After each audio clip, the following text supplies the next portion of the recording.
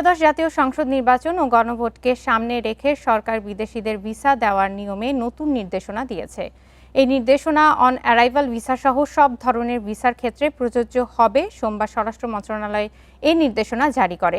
নতুন নিয়ম অনুযায়ী অন অ্যারাইভাল ভিসা দেওয়ার সময় বিদেশিরা কেন এসেছেন, কে বা কোন প্রতিষ্ঠান তাদের আমন্ত্রণ জানিয়েছে, তারা কোথায় থাকবেন, ফিরতির টিকিট আছে কি না, এসব কাগজপত্র ভালোভাবে যাচাই করা হবে।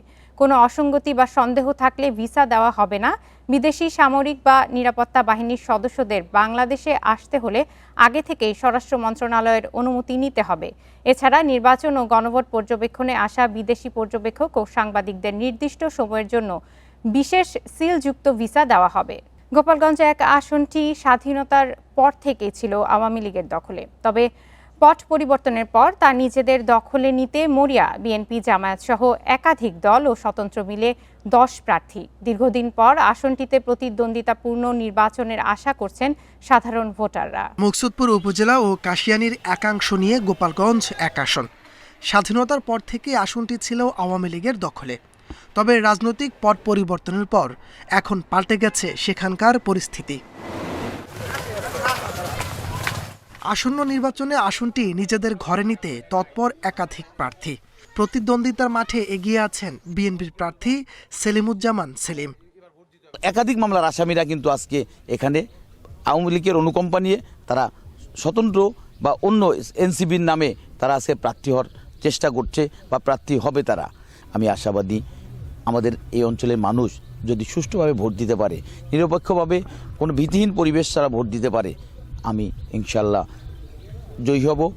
ধানের শীষের প্রার্থীর প্রধান প্রতিদ্বন্দ্বী স্বতন্ত্র প্রার্থী আশরাফুল আলম শিমুল হলেও ভোটার টানতে পিছিয়ে নেই জামায়াতে ইসলামীর মাওলানা আব্দুল হামিদ। কোনো রকমের দুর্নীতির সঙ্গে আমাদের দূরতম সম্পর্ক নাই। এই সেন্সে আমরা দেখেছি অনেক শিক্ষিত জ্ঞানীগুণী ভদ্রলোকেরা বিশেষ করে ইয়াং জেনারেশন আমাদেরকে ভোট দেওয়ার জন্য আগ্রহ প্রকাশ করেছে।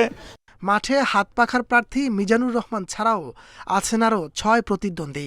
অশিক্ষিত ছেলেমেয়েরা আছে, তাদেরকে কিভাবে শিক্ষায় অগ্রসর করা, এবং মহিলা এদের ক্ষেত্রে হস্তশিল্প এবং কুটির শিল্প প্রত্যেকটা ইউনিয়নে গড়ে তোলার জন্য আমি সর্বাত্মক প্রচেষ্টা চালাবো।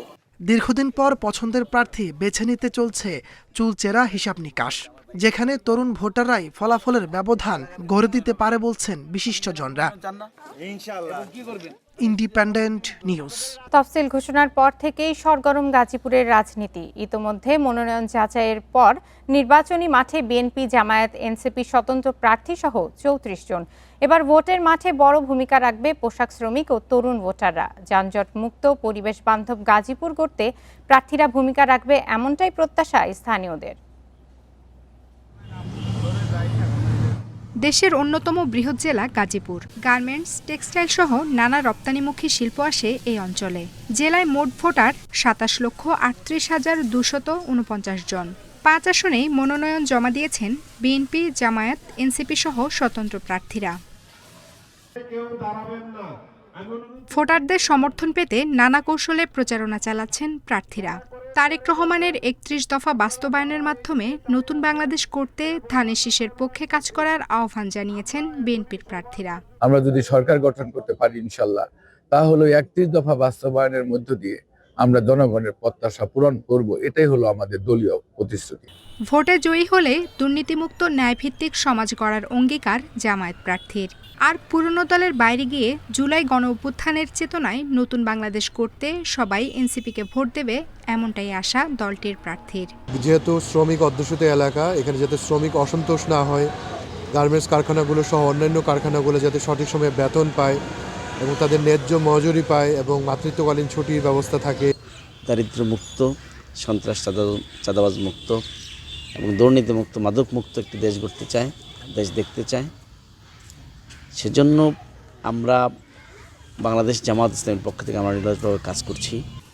নতুন সরকারে যারা প্রতিনিধিত্ব করবেন তারা শিল্প নীতিমালা প্রণয়ন ও ব্যবসা প্রসারে ভূমিকা রাখবেন, এমন প্রত্যাশা ভোটারদের। আমরা একটা পরিকল্পিত শিল্প, বাণিজ্য এবং অর্থনৈতিক একটা সেক্টর চাই, যার মাধ্যমে গার্মেন্টস শিল্প সহ যত প্রতিষ্ঠান বিদেশি বিনিয়োগ দেশি বিনিয়োগ আমরা করতে পারবো। ফ্যাক্টরি বন্ধ না হয় এটা আমরা আশা করতেছি। যার কাজ কাম করি সে কাজ কামে যেন আমাকে বেতন ভালোভাবে জানি পাই, আমরা জানি ভালোভাবে কাজ কাম করবে, সেটাই চাই। নির্বাচনকে গ্রহণযোগ্য করা ও নিরাপত্তা নিশ্চিতের কথা জানিয়েছেন রিটার্নিং কর্মকর্তা। প্রতিদিনই বিভিন্ন জায়গায় অভিযান পরিচালনা করছে, মনিটরিং করছে। তো দৃশ্যমানভাবে এখন পর্যন্ত আমরা দেখছি যে খুব মানে বড়সড় কোনো ব্যত্যয় আমরা এখন পর্যন্ত আমরা পাইনি। স্থানীয়রা বলছেন, শিল্প অধ্যুষিত গাজীপুর কারখানা দূষণ ও মহাসড়কের যানজট থেকে রেহাই পায়নি। এবার জনগণের প্রত্যাশা কাঙ্ক্ষিত সেবা। আফসানা ফ্রিজজুই, ইন্ডিপেন্ডেন্ট নিউজ। ফ্যাসিবাদ বিরোধী সব দলেরই উচিত গণভোটে হ্যাঁ ভোটের পক্ষে প্রচারণা চালানো, এই আহ্বান জানিয়েছে এনসিপি। দলের আহ্বায়ক নাহিদ ইসলামের অভিযোগ, কিছু দল না ভোটের পক্ষে প্রচারে নেমেছে, অথচ জুলাই সনদ ভেস্তে গেলে ব্যর্থ হবে গণ অভ্যুত্থান। এতে নির্বাচনের মাধ্যমে নতুন সরকার এলেও কারো স্বৈরাচার হয়ে ওঠা ঠেকানো যাবে না। মঙ্গলবার বিকালে গণভোটের প্রচারণার উদ্বোধন করে এসব কথা বলেন নাহিদ। আগামী 12 ফেব্রুয়ারি একই দিনে সংসদ নির্বাচনের সঙ্গে অনুষ্ঠিত হতে যাচ্ছে গণভোট। জুলাই সনদ বাস্তবায়নে এই গণভোটের ব্যালট হবে রঙিন। 4টি বিষয়ের ওপর একটি প্রশ্নে হা না ভোট দেবে জনগণ। তবে এ নিয়ে এখনও ধোঁয়াশায় সাধারণ মানুষ। মঙ্গলবার রাজধানীর বাংলা মোটরে গণভোট নিয়ে প্রচারণার জন্য ক্যারাভ্যান উদ্বোধন করে এনসিপি। দলটির নেতারা জানান, গণভোট নিয়ে দেশজুড়ে হা ভোট দিতে প্রচারণা চালাবেন তারা। শুধু শহর নয়, প্রত্যন্ত অঞ্চলেও হবে ক্যাম্পেইন। জাতীয় নাগরিক পার্টি গণভোটে হ্যাঁ ভোটকে জয়যুক্ত করার জন্য সংস্কারের মাধ্যমে বাংলাদেশের চলমান ফ্যাসিবাদী ব্যবস্থাকে ভেঙে দেওয়ার জন্য সারা দেশব্যাপী কর্মসূচি হাতে নিয়েছে। তারই একটি অংশ হিসেবে আমাদের এই ভোটের গাড়ি আজকে আমরা উদ্বোধন করছি। দলটির আহ্বায়ক নাহিদ ইসলামের অভিযোগ, বিশেষ কিছু রাজনৈতিক দল না ভোটের পক্ষে প্রচারণা চালাচ্ছে, যা জুলাই অভ্যুত্থান পরিপন্থী। কোনো বিশেষ রাজনৈতিক দল তারা ন্যায়ের পক্ষে কথা বলা শুরু করছে। তারা ইনিয়ে বিনিয়ে নানাভাবে ন্যায়ের পক্ষে, মানুষ যাতে ন্যায়ের পক্ষে ভোট দেয়, তাদের কর্মীরা যাতে ন্যায়ের পক্ষে ভোট দেয়, সেটার জন্য প্রচারণা করার চেষ্টা করছে। এই বিশেষ দলই যখন সংস্কার কমিশন হয়েছিল তখন তারা বলেছিল এই সরকার কেন সংস্কার করবে। জুলাই সনদ ভেস্তে গেলে গণ অভ্যুত্থান ব্যর্থ হবে, তাই ফ্যাসিবাদ বিরোধী সব দলকে হা ভোটের পক্ষে ক্যাম্পেইনের আহ্বান তাদের। Nahid Kamal, independent News, Dhaka. গণভোটে হ্যাঁ এর পক্ষে বিএনপি, একথা আবারও বললেন স্থায়ী কমিটির সদস্য নজরুল ইসলাম খান। মঙ্গলবার বিকালে নির্বাচন ভবনে সিইসির সঙ্গে বৈঠক শেষে তিনি কথা জানান। বলেন, বিএনপি চায় লেভেল প্লেইং ফিল্ড। এ কারণে নির্বাচন কমিশনের অনুরোধে দলের চেয়ারম্যান তারেক রহমানের উত্তরবঙ্গের ব্যক্তিগত সফর বাতিল করা হয়েছে। কিন্তু বেশ কিছু রাজনৈতিক দলের নেতারা সফর, সভা, সমাবেশ করছেন। এর ফলে আচরণবিধি ভঙ্গ হলেও নির্বাচন কমিশন কোনো ব্যবস্থা নিচ্ছে না বলেও মন্তব্য করেন তিনি। এছাড়া পোস্টাল ব্যালট পেপারে কোনো দলের নাম ও প্রতীক প্রথমে লাইনে এবং বিএনপির নাম ও প্রতীক নিচের দিকে রাখা হয়েছে তা উল্লেখ করে নজরুল ইসলাম খান বলেন, বিএনপি মনে করছে উদ্দেশ্য প্রণোদিতভাবে এটা করা হয়েছে। এর আগে বিকেল 5টার দিকে ত্রয়োদশ জাতীয় সংসদ নির্বাচন ও গণভোট নিয়ে প্রধান নির্বাচন কমিশনার এএমএম নাসির উদ্দিনের সঙ্গে বৈঠক করেন বিএনপির নির্বাচন পরিচালনা কমিটি প্রতিনিধি দল। 5 সদস্যের প্রতিনিধি দলের নেতৃত্ব দেন নজরুল ইসলাম খান। নির্বাচন কমিশন আমাদেরকে অনুরোধ করেছিল এই সফরটা স্থগিত করার জন্য। আমরা সুষ্ঠু নির্বাচনের স্বার্থে এবং সবাই যাতে অংশগ্রহণ করে সরে যাওয়ার সুযোগ না পায়, এগুলো বিবেচনা করে আমরা তাদের অনুরোধ রক্ষা করেছিলাম।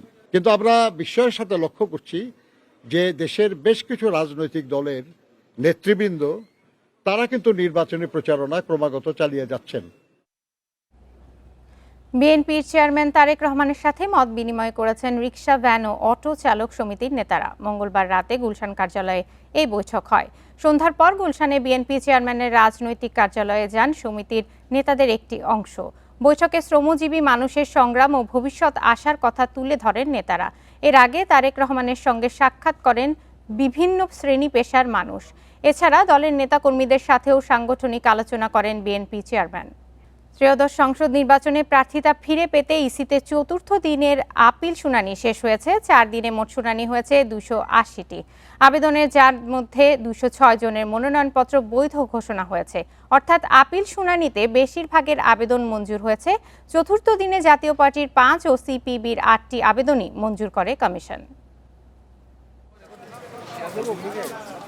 ত্রয়োদশ সংসদ নির্বাচনে রিটার্নিং অফিসারের সিদ্ধান্তের বিরুদ্ধে ইসিতে আপিলের চতুর্থ দিনে বেশিরভাগ আবেদনই মঞ্জুর হয়। ছোটখাটো ভুলের কারণে মনোনয়ন অবৈধ ঘোষণা করায় রিটার্নিং কর্মকর্তাদের প্রতি উষ্মা জানায় ইসি। নামঞ্জুর হওয়া বেশিরভাগ প্রার্থীর বিরুদ্ধেই ঋণ খেলাপির অভিযোগ। বাতিল হয় যশোর 4 আসনে বিএনপির প্রার্থী টিএস আইয়ুবের মনোনয়ন। ঋণ খেলাপির অভিযোগ প্রমাণ না হওয়ায় বৈধ হয় ঢাকা 2 আসনের জামায়াতের প্রার্থী আব্দুল হকের প্রার্থিতা। 1 টাকাও কারো কাছ থেকে লোন করিনি। আমি আল্লাহর মেহেরবানিতে একটা কোম্পানিতে শুধু ফিলান্থ্রপিক্যাল কাজে একটা সিগনেচার করেছিলাম মাত্র। আপিলের বলে প্রার্থী হিসেবে অংশগ্রহণ করার যে সুযোগ তিনি দাবি করছিলেন সেই সুযোগটা আর রইল না। সুতরাং টিএস আইয়ুবের প্রার্থিতা অ্যাজ অন দিস ডেট ঋণ খেলাপি হিসেবে অবৈধই থাকলো। স্বাধীনতার পতাকা উত্তোলক জনাব আসম আব্দুর রব্বুর দলটা করা আরম্ভ করি এবং এখন পর্যন্ত আমার বয়স এখন 61 চলে। আমি এই পর্যন্ত এই রাজনীতিটা করে আসছি। 1% ভোটারের সমর্থনও দাখিল করতে পারেনি অনেক প্রার্থী। নামঞ্জুর হন তারাও। চতুর্থ দিনে শুনানি হয় বিএনপির 1, জামায়াতের 2 ও জাতীয় পার্টির 5 প্রার্থীর। 5টি মনোনয়ন আজকে বৈধ ঘোষণা করা হয়েছে। আমাদের এ পর্যন্ত আমরা 30টি আপিল শুনানি করেছি। 30টি আপিলের মধ্যে আমাদের 25টি আপিল গ্রহণ হয়েছে, 5টি আপিল গ্রহণ হয়নি। এই 5টি আপিলের বিরুদ্ধে আমরা উচ্চ আদালতে যাচ্ছি। বাংলাদেশ কমিউনিস্ট পার্টি সিপিবির 8 প্রার্থীর আবেদনই মঞ্জুর করে ইসি। অধিকাংশ প্রার্থীর মনোনয়ন বৈধ হলেও কয়েকজন প্রার্থীর মনোনয়ন বাতিল হয়ে যায়। আজকে 8 জন আপিল করেছে, সেই আপিল শুনানি তারা গ্রাহ্য করেছে এবং 8 জনের মনোনয়ন বৈধ করেছে। রিটার্নিং কর্মকর্তাদের সিদ্ধান্তের বিরুদ্ধে মোট আপিল হয়েছে 645টি। আপিল শুনানি চলবে 18 জানুয়ারি পর্যন্ত। সুলতানা জাহান মিতু, ইন্ডিপেন্ডেন্ট নিউজ, ঢাকা। এবার যেসব কর্মকর্তা নির্বাচনের দায়িত্ব পালনে ভোট কেন্দ্রে যাবেন তাদের জীবনের মায়া বাদ দিতে বলেছেন মাদারীপুরের ডিসি ও রিটার্নিং কর্মকর্তা জাহাঙ্গীর আলম।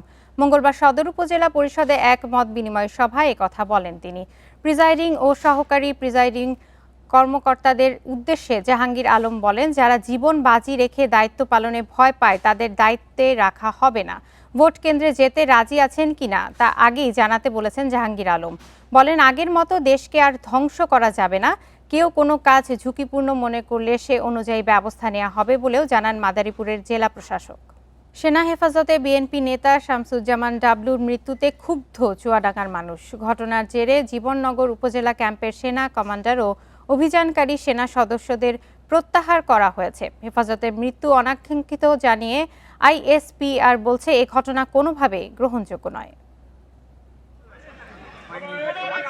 ক্ষোভে ফুঁসছে চুয়াডাঙ্গার মানুষ। মঙ্গলবার এভাবেই রাস্তায় নেমে বিক্ষোভ করে তারা।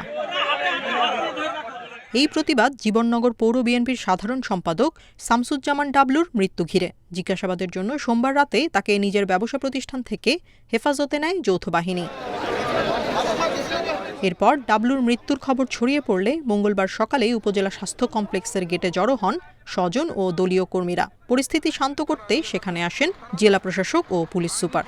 বাংলাদেশ সেনাবাহিনীর একটা অভিযানে সে অসুস্থ ছিলেন এবং হসপিটালে আনার পর ডাক্তার তাকে মৃত ঘোষণা করেন। মৃতদেহটা সদর হসপিটালে নিয়ে আসা হয় ময়নাতদন্তের জন্য। ময়নাতদন্ত সম্পন্ন হয়ে গিয়েছে এবং আইনগত অন্যান্য প্রক্রিয়া চলমান রয়েছে।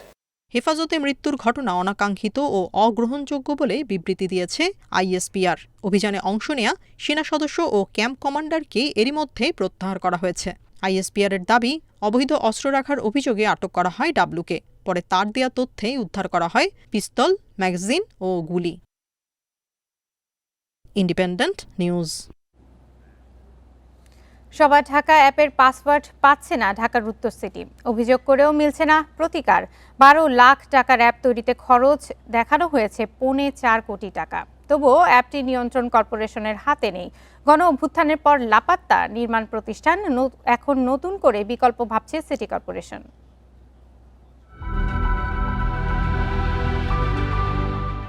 নাগরিক সেবা সহজ করতে সবার ঢাকা নামে একটি মুঠোফোন অ্যাপ তৈরি করেছিল ঢাকা উত্তর সিটি কর্পোরেশন। নাগরিক অভিযোগ দিলে ৭২ ঘন্টার মধ্যে সমস্যার সমাধানেও আশ্বাস দেওয়া হয়। সমস্যাগুলো সমাধানের জন্য ডিএনসিসি প্রশাসনের কাছে সরাসরি উত্থাপন করতে পারবেন। কিন্তু ৪.৫ কোটি টাকা ব্যয়ে নির্মিত এই অ্যাপের নিয়ন্ত্রণই পাচ্ছে না ডিএনসিসি। অ্যাপের নিয়ন্ত্রণ চেয়ে নির্মাতা প্রতিষ্ঠান ওয়ালেট মিস্ককে চিঠি দিলেও সাড়া মেলেনি। প্রোফাইল ও নোটিফিকেশন সেকশন ২০২১ সালের ১০ জানুয়ারি সবার ঢাকা অ্যাপের উদ্বোধন করা হয়। এরপর কিছুদিন চালু থাকলেও এখন একেবারে বন্ধ অ্যাপের কার্যক্রম।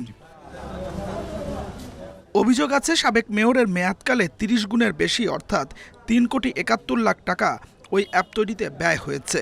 এরপরও অ্যাপের নিয়ন্ত্রণ কর্পোরেশনের কাছে নেই। এখন বিকল্প ভাবছেন বর্তমান প্রশাসক। ইনফ্রাস্ট্রাকচারাল ডেভেলপমেন্টের ক্ষেত্রে আমরা মনে করি আরেকটি সরকারি প্রতিষ্ঠান যখন দায়িত্ব নেবে তখন পেমেন্টটাও আমাদের জন্য এক ধরনের ট্রান্সপারেন্ট থাকে, এখানের মধ্যে কোনো ধরনের স্বজনপ্রীতির সুযোগ থাকে না, এটা আমরা এনশিওর করছি।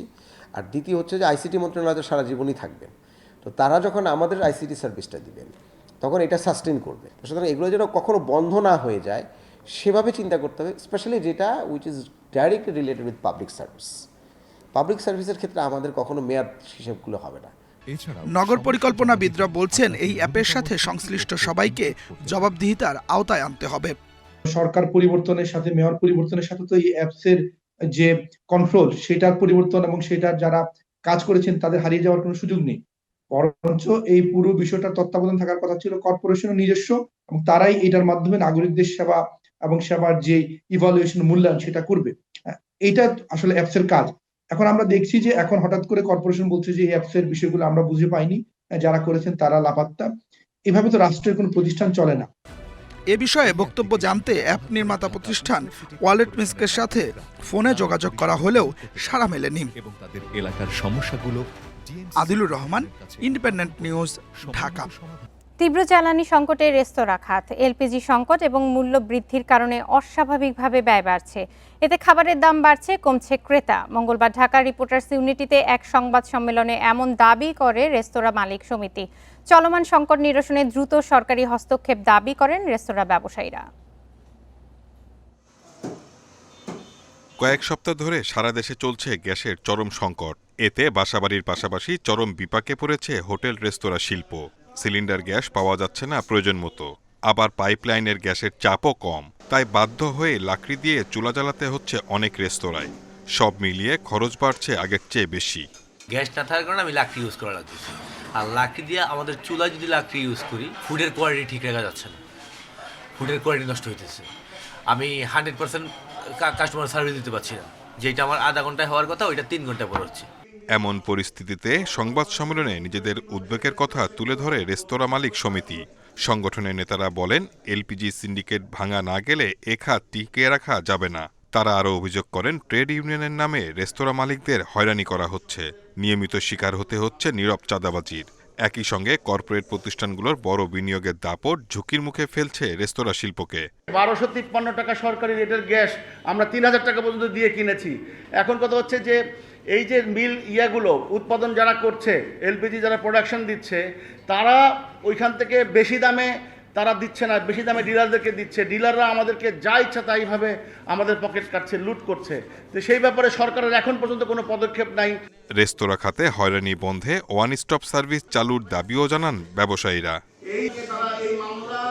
Shahid Ahmed, Independent News, Dhaka. মাদারীপুরে চালককে কুপিয়ে লুট করা এলপিজি গ্যাসের 462টি খালি সিলিন্ডার আশুলিয়া থেকে উদ্ধার করেছে শিবচর থানা পুলিশ। তবে এই ঘটনায় কাউকে গ্রেপ্তার করা হয়নি। পুলিশ জানায়, 7 জানুয়ারি রাতে মাদারীপুরের শিবচরে একটি ট্রাকের গতিরোধ করে ডাকাত দল চালককে কুপিয়ে ট্রাকে থাকা 462টি খালি সিলিন্ডার লুট করে পালিয়ে যায়। মঙ্গলবার রাত 11টার দিকে গোপন সংবাদের ভিত্তিতে আশুলিয়ার গোকুলনগর টানপাড়া এলাকায় একটি বাড়িতে অভিযান চালিয়ে সিলিন্ডার উদ্ধার করে। তবে অভিযানের খবর পেয়ে ওই বাড়ির লোকজন পালিয়ে যায়। 462 পিস সিলিন্ডার, এর মধ্যে অলরেডি তারা 50 সিলিন্ডার কেটে 2 ভাগ করে অসৎ উদ্দেশ্যে অন্য কোনো কাজে ব্যবহার করার জন্য অলরেডি 50টা সিলিন্ডার তারা কেটে ফেলেছে। যশোরের চিত্রা নদী খনন প্রকল্পের মাটি বসত ভিটায় ফেলায় কারণে বিপাকে পড়েছেন নদী তীরের ১.৫ শতাধিক পরিবার। অপরিকল্পিতভাবে প্রকল্পের কাজ চালানোর অভিযোগ তাদের। এছাড়া নদীর জায়গায় প্রভাবশালীদের তৈরি স্থাপনা বহাল তবিয়তে থাকলেও কোনো ব্যবস্থা নিচ্ছে না পানি উন্নয়ন বোর্ড। যশোরে চিত্রা নদী ভরাট হওয়ায় খননের দাবি ছিল দীর্ঘদিন ধরেই। ২০২৫ সালের জুনে নড়াইলের গড়ের বাজার থেকে যশোরের বাখারপাড়া খাজুরা পর্যন্ত ৩৮ কিলোমিটার এলাকা পুনর্খনন শুরু করে পানি উন্নয়ন বোর্ড। তবে খননের মাটি ফেলায় বিপাকে পড়েছেন ধর্মগাতি ও ঘোপ দুর্গাপুর গ্রামের নদী তীরের ১৫০ পরিবার। তাদের বসত ভিটা, রান্নাঘর, গোয়ালঘর, এমনকি টিউবওয়েলও ঢাকা পড়েছে মাটিতে। কল, মোটর সব একেবারে মাটির তলায় পড়ে যাচ্ছে। আমাদের বাড়ি ঘরের চারিপাশে মাটি দিয়ে ভরাট করে দিচ্ছে। আমার একটা টিনের ঘর আছে, আমার একটা গোয়াল ছিল, কল বাথরুম ছিল, আমার সব শেষ করে দিয়ে গেছে। স্থানীয়দের অভিযোগ, নদীর জায়গা দখল করে পতিত আওয়ামী লীগের সাবেক সংসদ সদস্য রণজিৎ রায় বাড়ি করলেও তা উচ্ছেদ হয়নি। স্থানীয়দের দুর্ভোগের কথা স্বীকার করেন জনপ্রতিনিধিও। বড় লোক এমপি রণজিৎ বিশ্বাস, উনার বাড়ি ঘর দুয়ার নদীর ভিতরে করা, কিন্তু উনার কোনো বাড়ি ঘর দুয়ার ভাঙা হয়নি। তারা প্রকৌশলী বাড়ি করছে, বাড়ি আছে তার। এবারে যারা গরিব গর্ব ২-১ শতক জমি কিনে মাছ ব্যবসায়ী তারা বাড়ি করে তাদের ঘর দর ভেঙে উচ্ছেদ করে থাকার জায়গা তাদের নেই। স্থানীয়দের দুর্ভোগ এড়াতে নদী থেকে তোলা মাটি বসত ভিটায় না ফেলার আশ্বাস পানি উন্নয়ন বোর্ডের। বাড়িঘরদরের উপর মাটি পড়তেছে, এরকম যদি কোনো বিষয় থাকে আমি লোক পাঠিয়ে মানুষজনের যে কষ্টটা হচ্ছে এই কষ্টটা যাতে লাঘব করা যায়, তাদের দুর্দশা যাতে দূর করা যায়, এটা অবশ্যই আমি ব্যবস্থা নিব। নদীর ভিতরেও অবৈধ স্থাপনা থাকার কোনো সুযোগ নেই, সেই অবৈধ স্থাপনা যারই হোক আমরা সেটা অপসারণ করে নদী পুনঃখনন কাজ পূর্ণাঙ্গরূপে বাস্তবায়ন করব। বিশ্বব্যাংকের অর্থায়নে নদী খনন প্রকল্পে ব্যয় ধরা হয়েছে ৪০ কোটি টাকা। ২০২৭ সালের জুনে শেষ হবে কাজ। Independent news. লালনের গান ও আলোচনায় স্মরণ করা হলো কিংবদন্তি সঙ্গীত শিল্পী ফরিদা পারভীনকে। মঙ্গলবার শিল্পকলা একাডেমিতে আলোচকরা বলেন, লালনের গান আর ফরিদা পারভীনের কণ্ঠ যেন সমার্থক হয়ে উঠেছিল।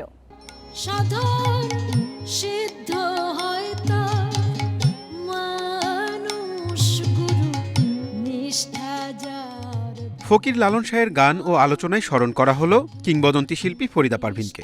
মঙ্গলবার শিল্পকলা একাডেমিতে এক অনুষ্ঠানে লালনের গান পরিবেশন করে অচিন পাখি সঙ্গীত একাডেমি।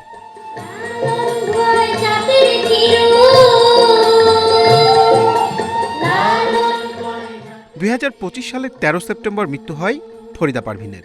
৩১ ডিসেম্বর তার জন্মদিন হলেও সাবেক প্রধানমন্ত্রী খালেদা জিয়ার মৃত্যুতে সেদিন অনুষ্ঠান স্থগিত করা হয়।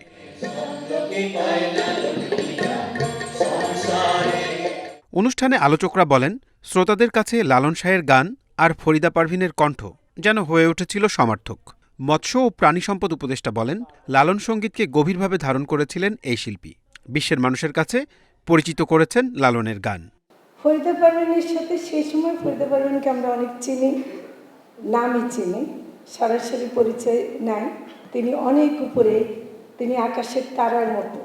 সুধী সমাজে, নাগরিক সমাজে এবং সারা পৃথিবীর দরবারে পৌঁছে দেওয়া একটা লালনের গানকে একটা লালন গীতিতে পরিণত করা এ বড় কঠিন কাজ। সেই কাজটি করেছেন ফরিদা পারভীন। ফরিদা পারভীনের জীবন দর্শন, লালন সঙ্গীতের প্রতি তার আত্মত্যাগ সবাইকে অনুপ্রেরণা যোগাবে বলছেন ভক্ত অনুরাগীরা। নিয়ে গানকে তো প্রচণ্ড আকারে সে ভালোবাসতেন এবং তার যে অচিন পাখি, এটা তার মনে একটা সন্তান। তো একমাত্র আমাদের আপা ফরিদা পারভীন, উনিই কিন্তু সারা বিশ্বে এটা ছড়িয়ে দিয়েছেন এবং শুদ্ধ সুরে, শুদ্ধ শব্দে। লালনের যে গান, যে লালনের আখড়া থেকে তুলে নিয়ে এসে উনি বাংলাদেশের ভদ্র সমাজে একটা ড্রয়িং রুমের গান হিসেবে উনি প্রস্ফুটিত করে তুলেছেন।